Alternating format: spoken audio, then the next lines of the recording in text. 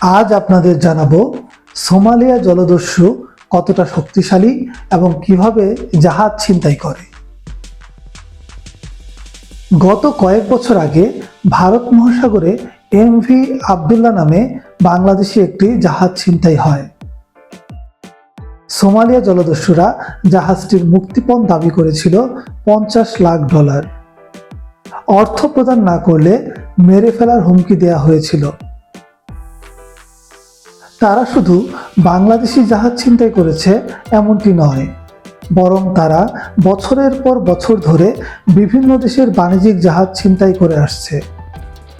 ছোট বড় সকল বাণিজ্যিক জাহাজগুলো তারা ছিনতাই করে থাকে। জলদস্যুদের ভয়ে কাঁপতে থাকে অনেক নাবিকেরা। আসলে সোমালিয়া জলদস্যু কিভাবে সৃষ্টি হয়েছে ও কতটা শক্তিশালী এবং তারা কিভাবে এত বড় জাহাজগুলো ছিনতাই করে জানলে আপনিও অবাক হবেন, এটা নিশ্চিত।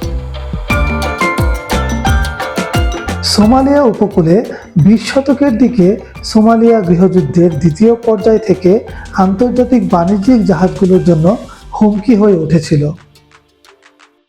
ওশানস বিয়ন্ড পাইরেসির এক জরিপ অনুসারে জলদস্যুদের জাহাজ ছিনতাই বৃদ্ধি পাওয়ার কারণে আন্তর্জাতিক জাহাজ কোম্পানিগুলোকে প্রতি বছর প্রায় 6.6 থেকে 6.9 বিলিয়ন ডলার ক্ষতির সম্মুখীন হতে হচ্ছিল।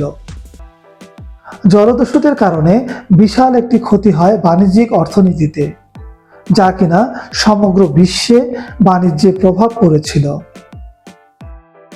বিভিন্ন বীমা কোম্পানিগুলো জলদস্যু আক্রমণ থেকে মোটা অর্থ অর্জন করেছিল। জাতিসংঘের বিভিন্ন সংবাদ মাধ্যমে জানা যায়, সোমালিয়া উপকূলে জলদস্যুতার সৃষ্টি হয়েছে অবৈধভাবে মাছ ধরার ফলে। বিদেশি জাহাজের দ্বারা জলের মধ্যে বিষাক্ত বর্জ্য ডাম্পিং করার কারণে স্থানীয়দের পরিবেশ দূষিত হয়। বিদেশি জাহাজ চলাচল বন্ধ করার জন্য স্থানীয় জেলেরা সশস্ত্র দলে বিভক্ত হয়ে প্রতিবাদ করে। পরবর্তীতে মোটা টাকা আয় করার জন্য বিদেশি বাণিজ্যিক জাহাজগুলো ছিনতাই করে এবং সেখান থেকে মুক্তিপণ দাবি করে। আজ থেকে 14 বছর আগে এমভি জাহাজ মনি একইভাবে সোমালিয়ার জলদস্যুরা ছিনতাই করেছিল। সেই সময় 25 জন নাবিককে মুক্তিপণ দিয়ে ছাড়িয়ে আনে কেএসআরএম। তখন জাহাজটির মুক্তিপণ দাবি করেছিল 100 কোটি টাকা। এভাবে অনেক বাণিজ্যিক জাহাজ মুক্তিপণের টাকা দিয়ে জাহাজ ছাড়িয়ে নিয়ে আসে। সোমালিয়া ফেডারেল রিপাবলিক দেশটির মোট জনসংখ্যা প্রায় 2,56,93,796 জন। সোমালিয়ার সরকারি ভাষা হচ্ছে সোমালি এবং আরবি।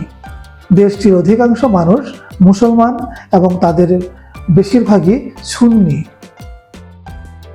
বিশ্বব্যাপী সোমালিয়াকে একটি ব্যর্থ রাষ্ট্র হিসেবে গণ্য করা হয়, কারণ এই দেশটিতে অস্থিরতা ও দণ্ড বিশৃঙ্খলা এবং অশান্তি সবসময় লেগেই থাকে। সোমালিয়ার অধিকাংশ জনগণ দরিদ্র, তাই বেশিরভাগ সোমালিয়া যুবকরা পরিবারের আর্থিক চাহিদা মেটানোর জন্য জাহাজ ছিনতাই করাকে একটি পেশা হিসেবে দেখে। আইএমবির প্রতিবেদন অনুসারে 2023 সালে জাহাজ ছিনতাইয়ের 120টি ঘটনা ঘটেছে। একটি প্রতিবেদন অনুযায়ী গত 4 বছরে সোমালিয়া জলদস্যু আক্রমণে $385 মিলিয়ন ক্ষতির সম্মুখীন হয়েছে এবং 97 জন হতাহতের ঘটনা ঘটেছে। 2005 সালে একটি তরলীকৃত পেট্রোলিয়াম ট্যাঙ্কার থেকে এমএস ফিস্টিং গ্যাস ছিনতাই করা হয়েছিল। 2 সপ্তাহ জিম্মি করার পর $3,15,000 মুক্তিপণ আদায় করা হয়। এরপর 2009 সালে জলদস্যুদের আয় অনুমান করা হয় $58 মিলিয়ন। 2010 সালে এই আয় বৃদ্ধি পেয়ে $238 মিলিয়ন দাঁড়ায়।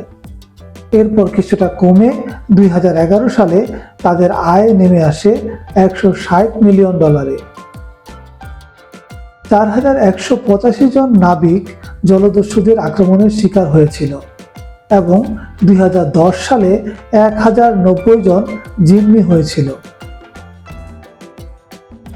গত 4 বছরে 3500 বন্দীর মধ্যে 62 জনের মৃত্যু হয়।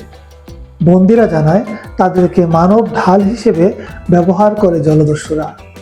এভাবে জলদস্যুরা একটার পর একটা অপরাধ করেই চলেছে। 2013 সাল পর্যন্ত 4টি আন্তর্জাতিক নৌ টাস্ক ফোর্স জলদস্যুতা বিরোধী অভিযান চালায়। জলদস্যু প্রতিরোধ করার জন্য বিভিন্ন সময়ে বিভিন্ন অভিযান চালানো হয়েছিল। যদিও আন্তর্জাতিক সম্মিলিত টাস্ক ফোর্সের কারণে এখন জলদস্যুতা অনেকটাই কমে গিয়েছে। বন্ধুরা, বিশ্বের নানা প্রান্তে ছড়িয়ে থাকা এমনই জানা অজানা তথ্য জানতে লেটস গো চ্যানেলটি সাবস্ক্রাইব করুন। ধন্যবাদ সবাইকে।